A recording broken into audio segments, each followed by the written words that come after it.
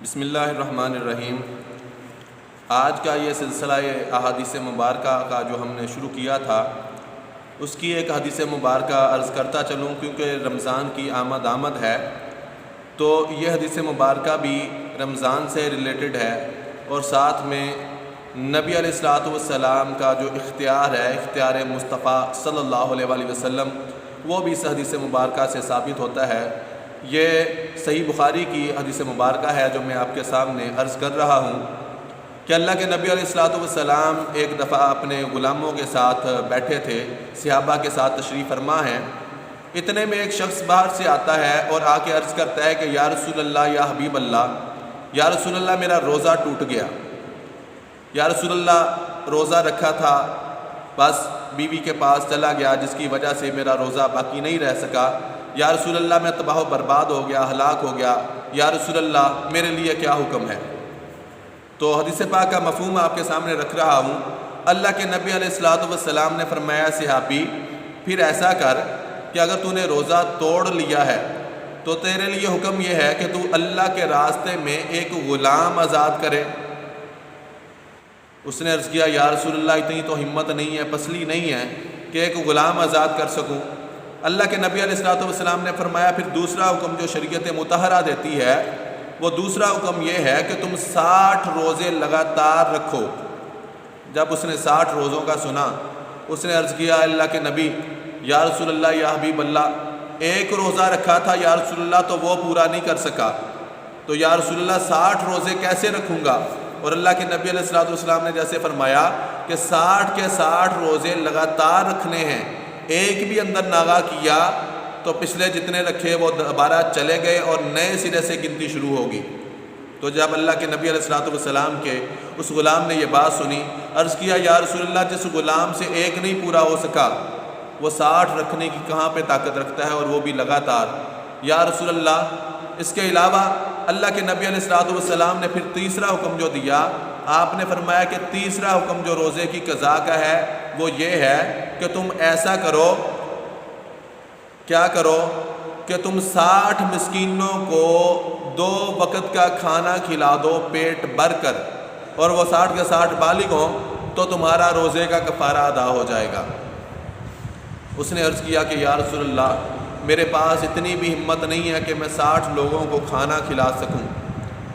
جب اس سے یہ سنا تو اللہ کے نبی علیہ الصلوۃ والسلام نے پھر یہ نہیں فرمایا کہ اے صحابی اب میں تیرے لیے اور کیا کر سکتا ہوں، اب اللہ کی طرف سے حکم یہی ہے، اللہ کی طرف سے یہ 3 رخصتیں ہیں کہ یا غلام آزاد کرو، یا 60 روزے لگاتار رکھو، یا 60 مسکینوں کو کھانا کھلاؤ۔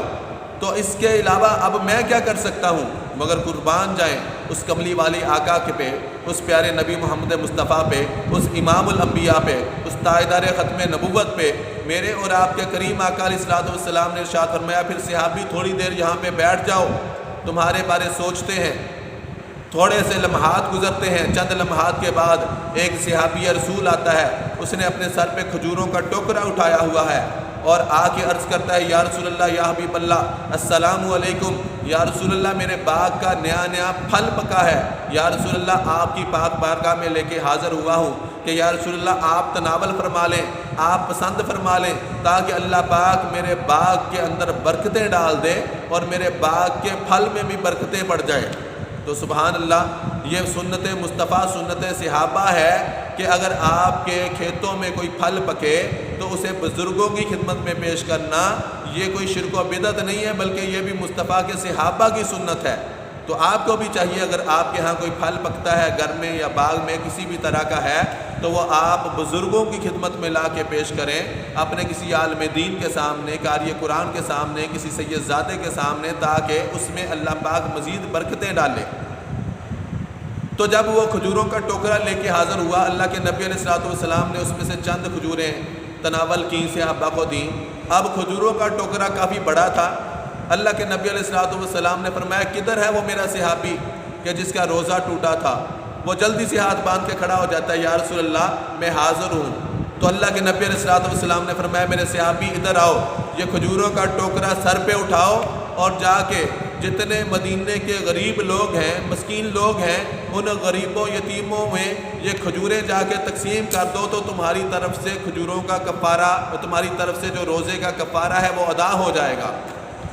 سبحان اللہ، قربان جائیں کملی والے آقا پہ۔ جب اللہ کے نبی نے یہ فرمایا تو وہ ہاتھ باندھ کے عرض کرتا ہے کہ یا رسول اللہ، سونیا پورے مدینے سونیا میرے تو زیادہ غریب ہی کوئی نہیں ہے گا، سب تو زیادہ غریب سونیا میں ماں۔ تو قربان جائیں اللہ کے نبی علیہ الصلوۃ والسلام مسکرائے، آپ کے چہرے پہ تبسم آیا، آپ نے فرمایا جا میرے غلام، اس کھجوروں کے ٹوکڑے کو اپنے گھر میں لے جا کے خود کھا لے، بیوی بچوں کو کھلا دے، جا اللہ پاک نے تیرے روزے کا کفارہ ادا فرما دیا۔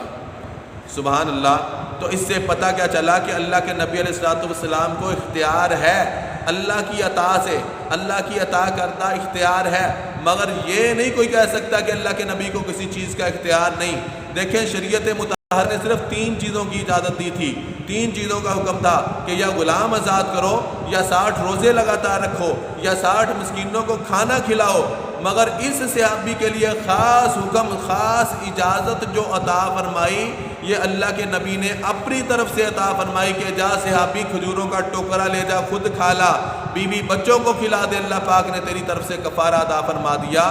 تو یہ خاص اجازت اسی صحابی کے لیے تھی۔ میرے اور آپ کے لیے آج بھی یہی 3 حکم ہیں کہ یا غلام آزاد کرو، یا 60 روزے لگاتار رکھو، یا 60 مسکینوں کو کھانا کھلاؤ۔ تو اللہ پاک صحیح معنوں میں مصطفیٰ کے اختیار کو ماننے کی توفیق عطا فرمائے، اس حدیث مبارکہ پہ عمل کرنے کی اور اپنی زندگی میں اپنانے کی توفیق عطا فرمائے۔ آمین ثم آمین۔